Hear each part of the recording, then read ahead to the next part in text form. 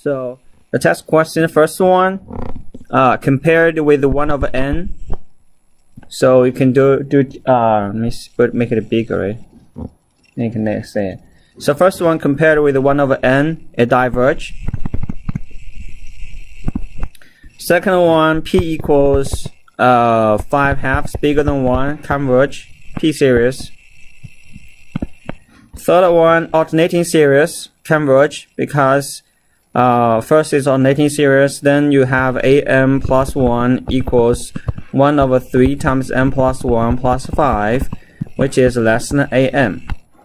So alternating series, and limit n goes to 0, so n goes to infinity, an equals 1 over 3m plus 5. n goes to infinity, this goes to 0. And then this is alternative series, so it converge. And D is also an alternating series. No, D is not alternating series, but it's a geometric series. Or it's alternating geometric series, but you can use e over pi to power m, which is the absolute value of the series is e to pi over n. So now e is 2.7, pi is 3.14 to power n.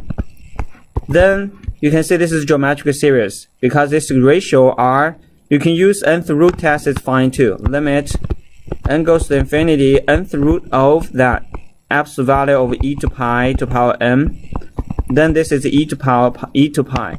E is 2.7 something, and pi is 3.14. This is less than 1.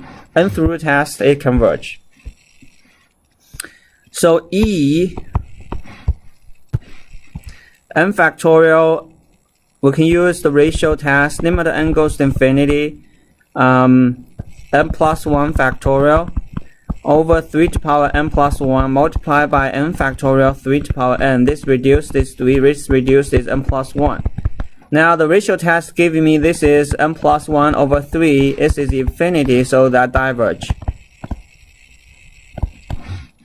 That makes sense, right? Okay, number F. It's cosine n pi over ln6. So we got an equals cosine n pi over ln6. Cosine n pi is what? It's negative 1 to power n. If it's positive 1, even n goes to infinity, negative n goes to infinity. Well, but it's not definitely not equal 0. The nth term test, this definitely not equal 0. Because cosine pi is negative 1, positive 1, negative 1, positive 1, negative 1, positive 1, negative 1. It's always alternating back and forth. But it will never go to 0. So this one diverge. Make sense, everyone? As long as the nth term not equal 0, it diverges. Because ln6 is just a constant. This will never change. So it's just a positive 1 over ln6 or negative 1 over ln6. But neither one of them is 0. As long as this one is not 0, it diverges. Nth term test. So number G, you can use nth root. Limit n goes to infinity, nth root of absolute value of an, nth root test. So this one equals limit n goes to infinity. So n and n cancel out. It's going to be nth root of absolute value of 7m, negative 7m over 6m plus 3 to power 3. Since we have absolute value, the negative doesn't matter anymore. So n and n cancel out. The value is going to be limit n goes to infinity. Just the 7n cubed over 6n plus 3 cubed. So since this n goes to infinity, you can use L'Hopital's rule. Use L'Hopital's rule, you know that. You can take that. You always care about the highest power.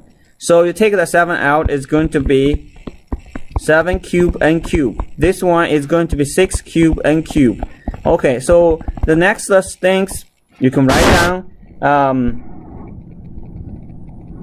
You can do, let me say, use L'Hopital's rule several times. The next term doesn't matter. But when you do a math unit test, if you just write a 7 cubed over 6 cubed, that'll be okay with me. But since you do the L'Hopital's rule, you can do a quick estimate, 3 times 7n squared times 7. Okay, this is 3 times 6n plus 3 squared times 6. This is the first derivative. But still cancel. Okay, So take the derivative again, so it's going to be 2 times 7n times 7.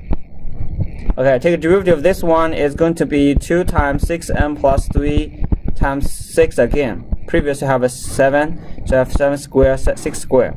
Okay, cancel. Then take the derivative again, 7n is just a 7, so it's 7 times 7 cubed. Take the derivative again, so it's just a 6. Oh, 6 square. This is the derivative of 6 times 6 square. So it's going to be 7 cubed over 6 cubed. You use L'Hopital's rule several times, you get 7 cubed over 6 cubed, but this is bigger than 1. The nth rule test give you bigger than 1, so this one diverge. Does it make sense, everyone? Good? Okay. Alright, so next one, these two are from the from your what? From your chapter quiz. The center of the first one is 2 pi. The center of this one is x equals 0. This is x equals 2 pi. This is from your chapter quiz. You should not make a mistake on here. So this is x equals 0. Since even that you cannot see there's no center, because center equals 0, there's a center. You write this as x minus 2 pi for n. So this center is x equals 2 pi, because x equals 2 pi, this equals 0. And n, x minus x power n, so it's x minus 0 to power n. So you still have a center, it's x equals 0. When I ask you x squared plus y squared equals 4, you will tell me the center, which is 0, 0, and radius equals 2. You will not tell me this circle, there's no center for this circle, right? So it does have a center at x equals 0. Pretty simple on this too. Okay, next one, find the radius of convergence of the power series. A lot of students made a small mistake here. Okay, so find the radius of the convergence. What we do, we take the ratio test, limit n goes to infinity, an plus 1 over an. So if it's an plus 1, we just change the n into n plus 1. You get x power 4 n plus 1. You got 4 n plus 1. Then keep changing, flip the other one into x power 4 4n factorial. Not a big problem here, but the next step is a big problem. We got x power 4n plus 1 and x4 canceled out. You have to distribute that out. Is x power 4 remained. These two cancel out. You have x power 4 because it's 4n plus 4, right? These two, you get 4n factorial over 4n plus 1 factorial. 4n plus 1 factorial actually equals 4n plus 4. So there is a 4 times n plus 1. So it's 4n plus 4 factorial actually. So if you reduce that, what you have is 4n factorial, 4n factorial times 4n plus 1 times 4n plus 2 times 4n plus 3 times 4n plus 4. So if you reduce that, there's no factorial anymore. If you reduce that, you actually still have 4n plus 1, 4n plus 2, 4n plus 3, 4n plus 4. You actually do have that. And then we have this ratio. The ratio test has to be less than 1. So we got limit n goes to infinity, x power 4 over the whole thing, 4n plus 1, 4n plus 2, 4n plus 3, 4n plus 4. This is less than 1. Okay, n goes to infinity. So you get x negative 4 actually less than infinity. Because this is infinity. N goes to infinity, the whole thing is infinity. So x power 4, my bad, is x4. Even if x power 4 goes to infinity, it's just less than infinity. As long as you have some number less than infinity, it not goes to infinity. So x power 4, even you take the fourth root of x power 4, you take the fourth root of infinity, you still get infinity. So the radius will be equals infinity. Does it make sense? Because the bottom is infinity. As long as your x is less than infinity, that will be fine. So you just get x less than infinity bigger than negative infinity. That'll be fine. Either one is right. But it cannot get x equals 1 or something. X can go too big. X can be really big, but it's just not infinity. That's fine. X approaches infinity is okay, so its radius is infinity. Does that make sense, everyone? Okay. So this is this one. The next one, I think in the review class, I mentioned something about this one. So this one, 1 minus x equals xn, n equals 0 to infinity. I think I mentioned that the derivative and antiderivative of the function has exactly the same radius, but you may have different convergence and endpoints. So this radius is x less than 1. Okay, so the converged radius is x less than 1 bigger than negative 1. Okay. Well, now we look at fx equals 1 over 1 minus x squared. This is derivative of this function. Suppose you have gx equals this. Now you check this one. This actually is the derivative of 1 minus 1 of x derivative. Okay? Because the derivative, you can check this one, is 1 minus x to negative 1 power. You take the derivative, is 1 minus x to negative 2 power. Multiply by the inside, the derivative is negative. You multiply by negative 1 first. Negative 1. Because the derivative is the power, take it in front. The negative 1 to negative 2, and multiply by the negative 1, give you a negative x, take a derivative inside is another negative 1. So negative give you positive. You still get 1 minus x to negative 2 power. So the power is going to be derivative is 1 minus x2 squared. So 1 over 1 minus x squared is the derivative of 1 over 1 minus x. Okay. Since this is the derivative of this function, we can tell they both have exactly the same radius. No, I mean the radius is the same. So you got x, the r, the convergence radius r, okay, equals 1. However, we can see x minus x less than 1 is fine. Okay. However, they may have different convergence at the end points. So, since fx is the derivative of 1 minus x, this is the derivative of that, so we can also take the derivative on this side. Since this is the derivative of this function, then I can also take the derivative on the series part. So on the series one, you take the derivative, what do you got? You got n times x power n minus 1. Actually, then you have this 1 over 1 minus x squared, you have a series which is the derivative of this series is n times x top n minus 1. Then we just need to check the endpoints. When x equals 1, you plug in. So it's going to be x equals 1 plug in, you get n. So you can check the limit, n goes to infinity. The nth term test, n times 1. N goes to infinity is infinity.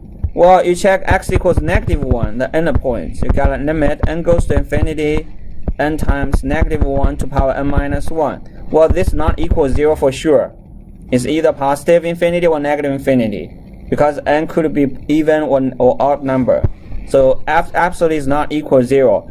Neither one of them give you nth term equals 0. So you got the convergence radius is negative 1, is x less than 1 bigger than negative 1. So you got the same convergence radius. Does that make sense? Okay. So that's how you do this one. First, you need to mention that the function is the derivative of this function. And then you can mention that since this is the derivative of the gx, then they have the same radius, but may have different convergence at the endpoints. Then you check the endpoints based on the series of 1 minus x squared. Okay, that's what I need to do. Some students do it this way. Some students do, 1 minus x equals that. Okay, how about 1 minus x squared equals n equals 0 to infinity x power 2m? Does this make sense, everyone? Is this right or not right? I have a question here. Can anyone tell me if this is right or not right?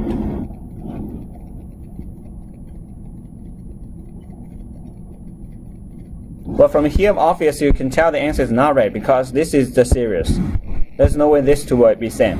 Why is this one not right? Can anyone tell me?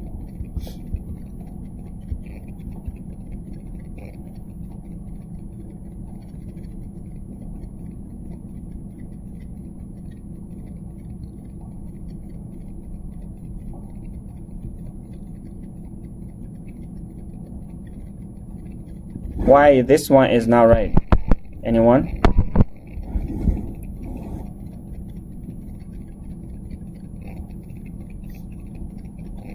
Maybe I can call some student here. I'm gonna call some student's name.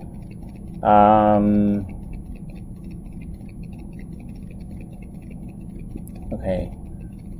Travis. Can you tell me if why is this one all right? Is it because the derivative would be different? Okay, derivative would be different. Yeah, the derivative, but this function, they have all different derivatives.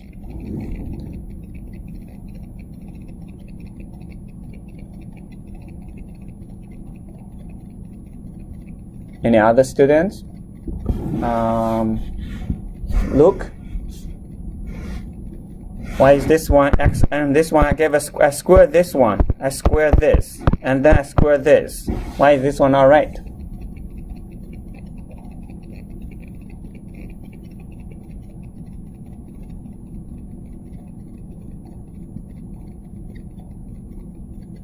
Derivative of 1 over 1 minus x is 1 over 1 minus x squared. But if you take the integral of x to the 2n, you won't get x to the n.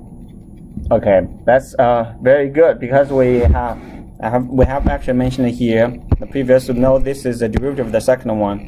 All right. So let me tell you why mathematically they are not the same. So what is this? This actually equals 1 plus x squared plus x cubed plus x4 plus x5 plus continue plus x power n. Okay, we just make it to n, not continue infinity. Well, just you can do that, but it's okay. What is this? This is x0 is 1 plus x2 plus x4 plus x6 plus x power 8 plus x power 10 plus x power 12 plus x to 14 plus x to 16. Because you multiply 2 on every n, right? n times 1, n times 2, n times 3, n times 4. So you all just have n. You multiply that. Alright? So now, it is okay because this is, you square this, you got this. That's fine.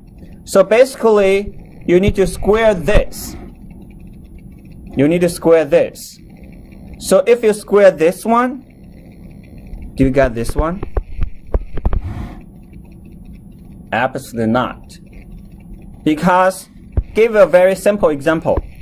1 plus x squared. Is it equal to 1 plus x squared? No. Because this one equals 1 plus 2x plus x squared. And this one is just 1 plus x squared. If you FOIL it, you definitely have more than n terms or more than 2 terms, right? So this one, you multiply, you square this, actually have a lot of terms besides this. Yes, you do have x4, x6, x8, x10, x12, x14, x16. But it absolutely have more terms than this. So these are not equivalent. Does it make sense?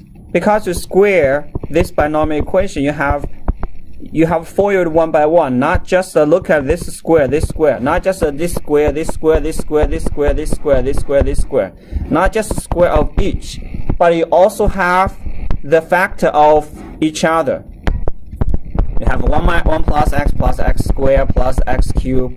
Yeah, you do have 1 times 1, you have 1 square. X times x, you have x square. X square times x square, you have x4. But you have absolutely more than that. You have 1 times x square, 1 times x cube, 1 times x power 4. You foil it more, it's definitely more than these terms here. Does that make sense, everyone? Yes? Okay. So that's how you get this one not equal. If you do this, it's not right. But you might get the right answer. For example, plug 1 into here, you do this one, you get x power 2, and this less than 1, you get x less than 1, bigger than negative. You might get the right answer, but I will mark off points because this is not right, okay? Alright, so that's a mistake I say some students did, but it's, alright, this one, okay. Question 4, actually, have a big problem.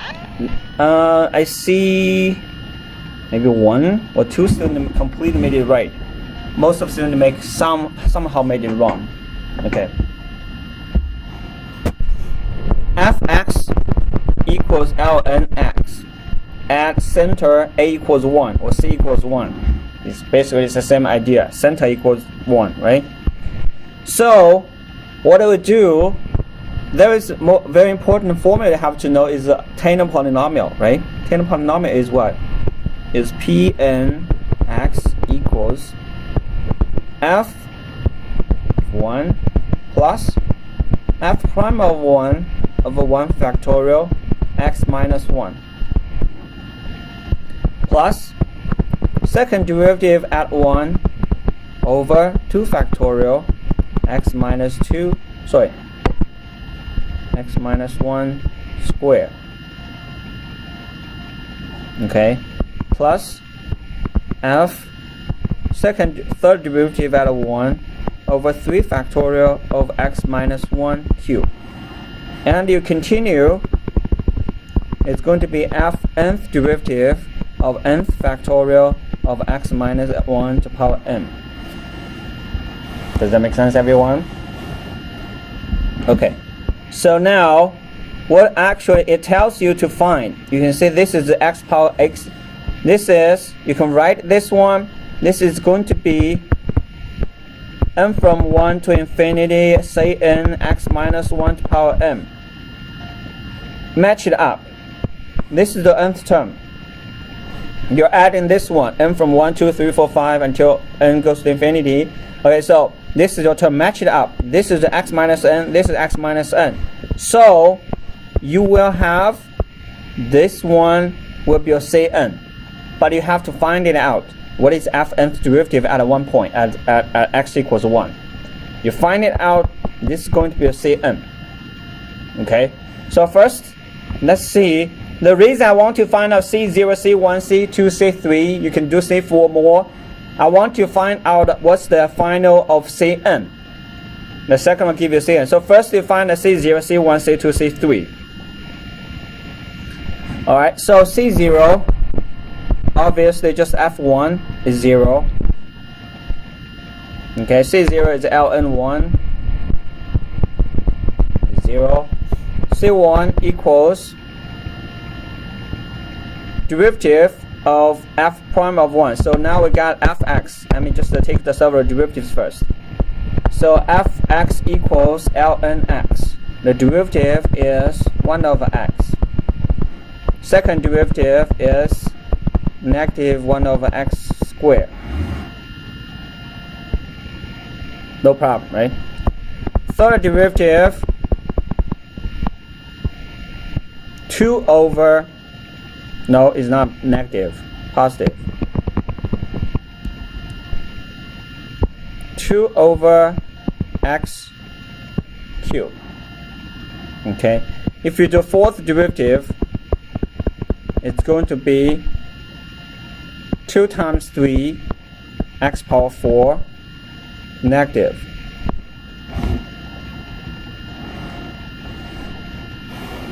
Does that make sense, everyone?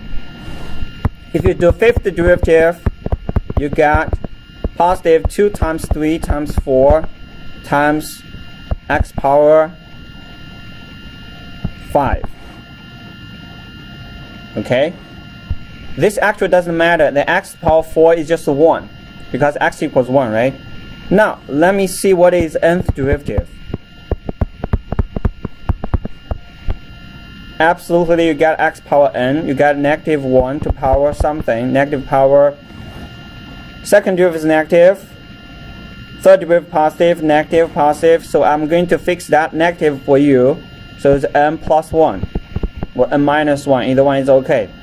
Because the odd numbers are positive. My question is, can anyone tell me what is this right here?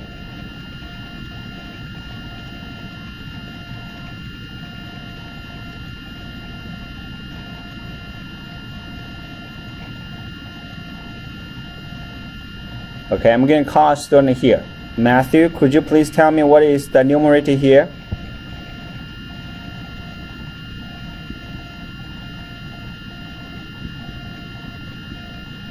I'm not sure, but I know what the denominator is, obviously. That'd be x to the n, right? Okay, yeah. So let me write a little bit more. 1 times 2, 1 times 2 times 3, 1 times 2 times 3 times 4. And I probably can write one more for you. F(x) to 6 power equals negative 1 times 2 times 3 times 4 times 5. And this is x power 6. Can you tell me what is n now? The top. And you can know that 7 is 1 times 2 times 3 times 4 times 5 times 6 and x power 7. It'd be like n minus 1. A minus 1. A minus 1 what? To the, wait. N minus 1 factorial. Perfect. A minus 1 factorial. Okay. So you basically have fn to power x is a minus 1 factorial. Okay. So now, what I need to find out C1. I got C0. So now I need to find a C1. C1 would be f prime of 1 over 1 factorial. F prime of 1 plug into here, so it's just 1 over 1. So equals 1. Let me do C2. C2 equals f second derivative at 1 over 2 factorial. Second derivative is here. So it's going to be 2. Plug 1 into here. Is negative 1 over 1 is negative 1. So it's negative 1/2. Okay. C3 is going to be 3 factorial.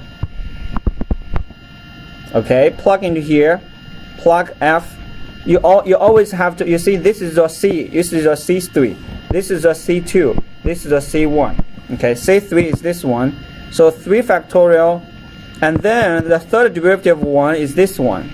So plug in is 1 is the denominator, so 1 times 2 is 2. So cancel it out as 1 over 3. So we can do one more. C4 equals, C4 is 4 factorial. And I'm looking at this one as well. So it's going to be negative 3 factorial. I cancel it out. It's going to be negative 1 over 4. Okay? So now, I think this is going to be very obvious right now, right? You can tell me what is Cn now, right? Cn, actually, you can plug it in, plug this one, plug Fa into here. What you got, according to here, you can tell, okay, negative 1, 4, 2, 2, 1/2, 3, 1/3, 4, 1/4, 5, 1/5. N is going to be 1 over m. We'll have negative 1 to power n plus 1. Okay? Why is like that? We can simplify. You can, if you write this, you continue to get Cn, you write it 1 over n. That's okay. Even if you don't do that, if you plug into here, what do we have? plug 1 into here. So plug 1 into here. Fn derivative at 1. So this is the 1. So just negative 1 to power n plus 1, n minus 1 factorial. So plug into here is going to be negative 1, n plus 1, n minus 1 factorial. And the bottom numerator, you have a m factorial here, because this is just goes to the, this one just goes to the numerator. You still have a denominator n plus n factorial. So you cancel that out. It give you negative 1 to power n plus 1, 1 over n. And then your answer Cn is negative 1 to power n plus 1, 1 over n. That's your Cn. Okay? So we got C1, C0, C1, C0, C1, C2, C3 for the first one. We got the Cn for the second one. Okay, this is the Cn. And then we need to find out the interval of the convergence.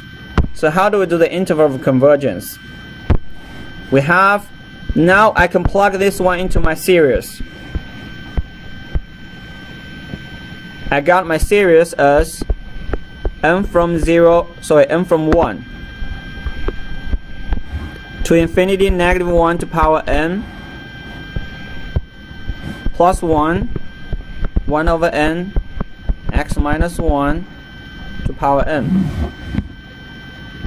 Okay, so this is what I got for the series fx equals this. Right? Now I want to find out the radius. Use the ratio test. Limit n goes to infinity. An plus 1 is negative 1, n plus 2, x minus 1, n plus 1, n plus 1. Keep changing flip. So I flip it. N goes to the top. X minus 1 over n. And you have negative power 1, n plus 1. So since I have absolute value of the ratio test, the negative sign doesn't matter. So you got the limit, n goes to infinity. This one and this one, you got this canceled out, is x minus 1. And n over n plus 1 is 1.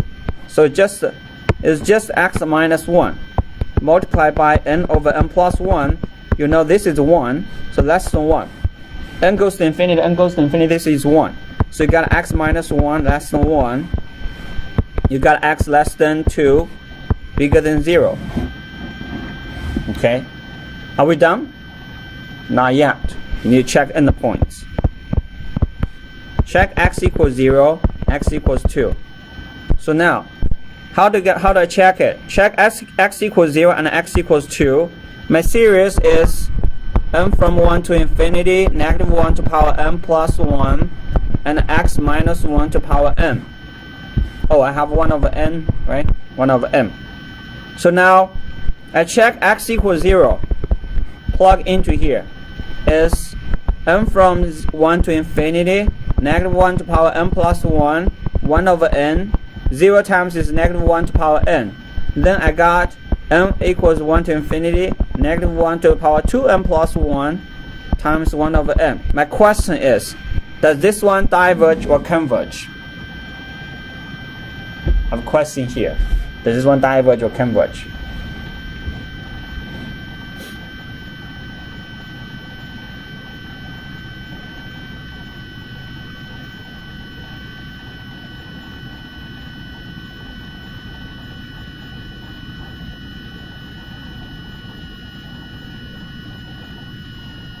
Anyone? I'm in class student here. Nicholas, can you tell me if this one diverge or converge? Does that diverge? Why does this one diverge? Yeah, it diverges. Okay. Why does this one diverge? Well, the 1 over n part diverges for sure, right? Yeah, this one diverges for sure. Does that just make the whole thing diverge, or Right. So we will look at this one. This one, is it alternating or not alternating? yes, it is alternating. If it is alternating, yes, it would converge. Because Oh, okay. Yeah, if it's alternating, it obviously it converge, because 1 over n plus 1 less than 1 over n, and 1 over n goes to 0. So it converge, alternating series. Now we should say if this is the alternating series or not alternating series. If it's not alternating series, obviously it diverge, because this one diverge, right? So question is this one an alternating series or not alternating series? It is not. It is not alternating series 1.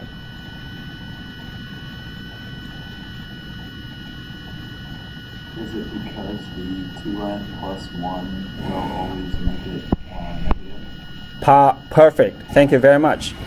This is odd number, always odd number. So this is always negative 1. So basically, negative 1 to 2n plus 1 is just always negative. So it's just negative 1.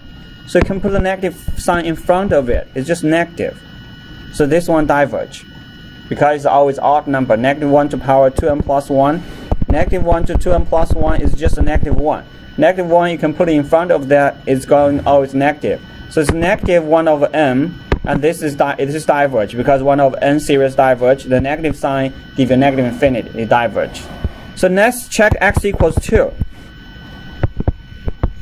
N from 0 to infinity, negative 1 to power n plus 1 times 1 over n, and a 2 minus 1 to power n, which is 1 time, which is plug 2 into here, plug 2 into here, 2 minus 1 to power n is 1, 1 to power n is 1.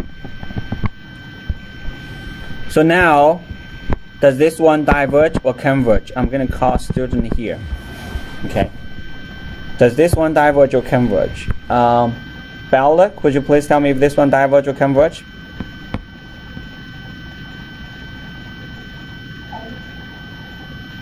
So this one diverge because this is not alternating series.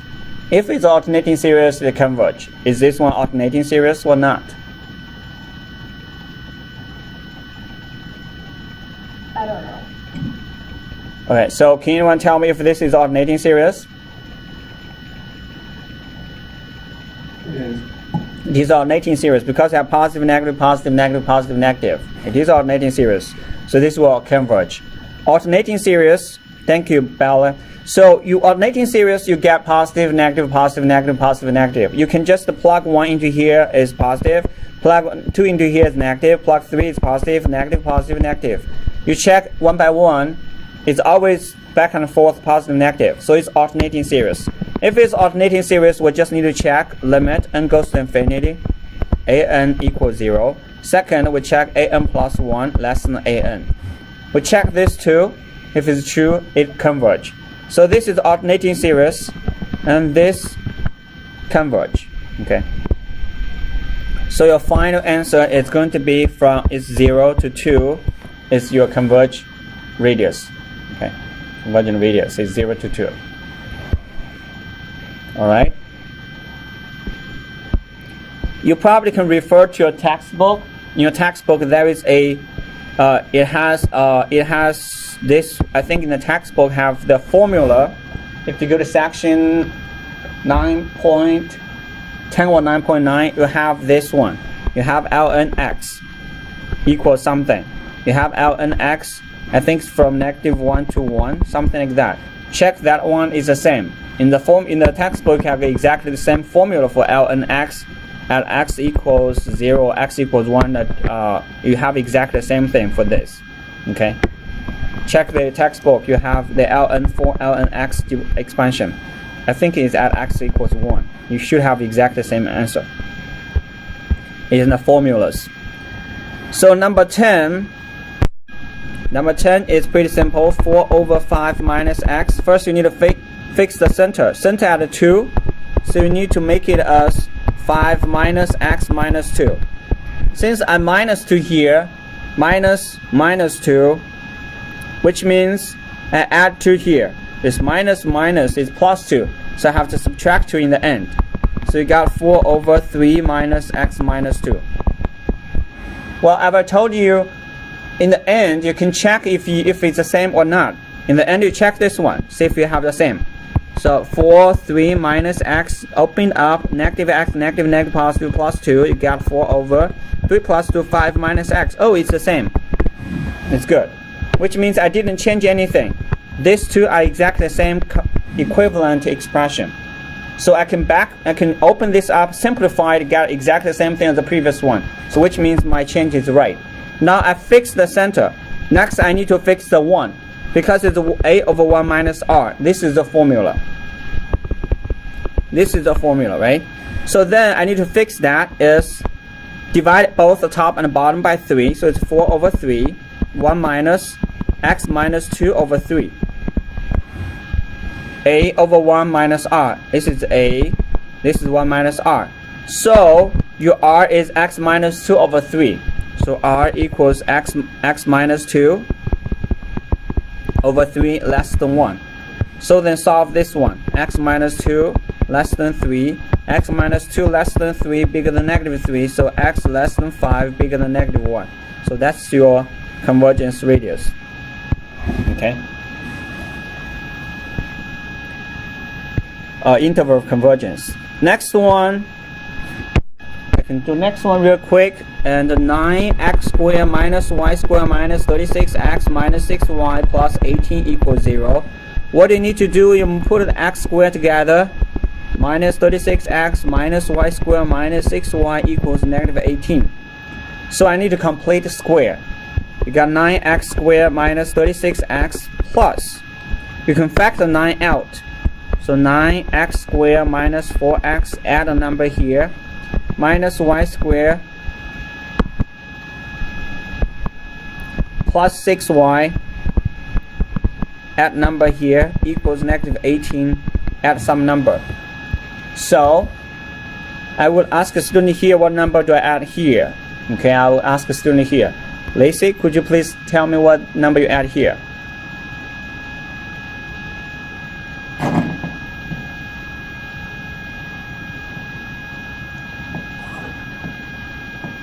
What number do I add here? 4. 4, very good. So if I add 4 here, what number do I add here? 36. 36, very good. So what number do I add here? 9. 9. Okay, my question is, do I add 9 here? Or minus 9 here?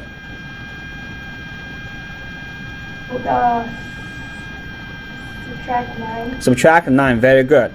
Because I have minus in front of it. Actually, if you add 9 here, totally, you are subtracting 9 from here. It's subtracting 9. This is positive 36, but this is minus 9 here.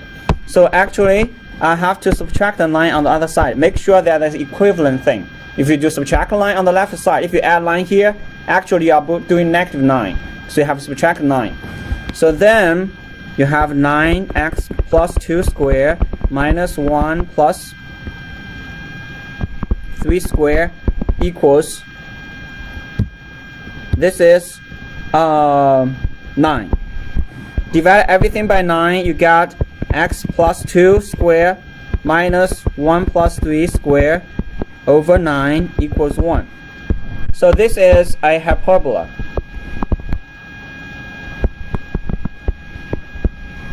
You can find the center is negative 2 and 3, negative 3.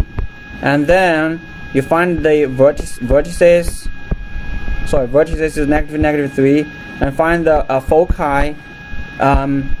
Foci, the x doesn't change, right?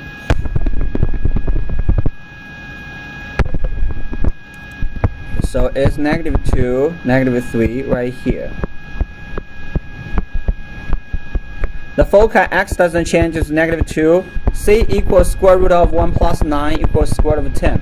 So it's negative 3 plus square root of 10. Negative 2, negative 3 minus square root of 10. And then what you need to do next is the asymptote. Asymptote is just y plus 3 equals, these two are your factors. X plus 2, because this one, and then positive 3. Change of y is 3. Change of x is 1. So this is your asymptote. Okay. So last question was the biggest problem. It's a bonus point anyway. I don't see any student make it right, but it's a bonus point. It's not supposed to be for everyone, or it's just for who is really good with this, who really well can make it right. Okay, so now let's just see what the problem is. It says fx from square root of pi over 2 to square root of 2 pi over 4 to square root of pi over to 0. So now I give you fx. I give you fx equals 1 factorial x to power cube, x power cube minus x power 7 3 factorial plus x 11 5 factorial. Okay, and minus 7 factorial x 15. But I also give you sine x. I also give you sine x equals 2n plus 1. So basically sine x is when n equals 0, plug in is 1 factorial x minus 3 factorial x cubed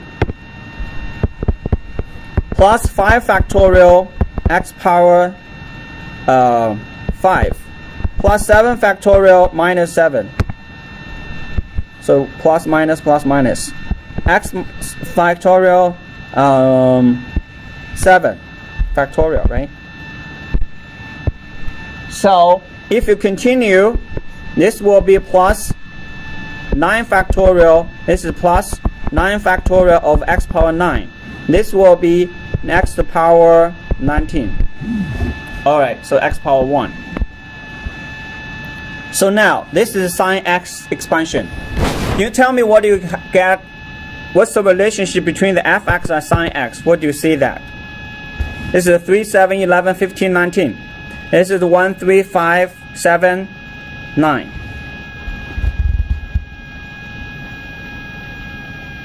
So what do you see the relationship between these two functions?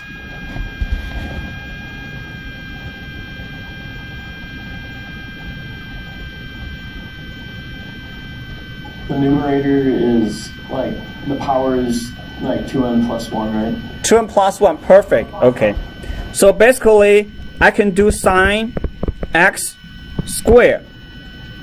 Then I will have 1 factorial x squared minus 3 factorial x power 6 plus 5 factorial of x power 10 minus 7 factorial of x power 14 plus 9 factorial of x power 18. I got x squared. Is that enough? No, it's not enough, because I changed the x into x squared, I changed x into x squared, x into x squared, x into x squared, but I'm very close to the number here, close to fx. So what I need to do next, I just need to multiply the additional x in front of it, because I just have x of each, right? X. You multiply x here, you got the numerator. So if you multiply x in front, you get exactly the same fx. So fx actually equals x sine x squared. So now I'm asking you to find out the antiderivative from square root of pi over 2 to square root of pi x sine x squared. I'm actually asking you to find this one. This is what you need to find. So once you do that, it's pretty simple. U substitution.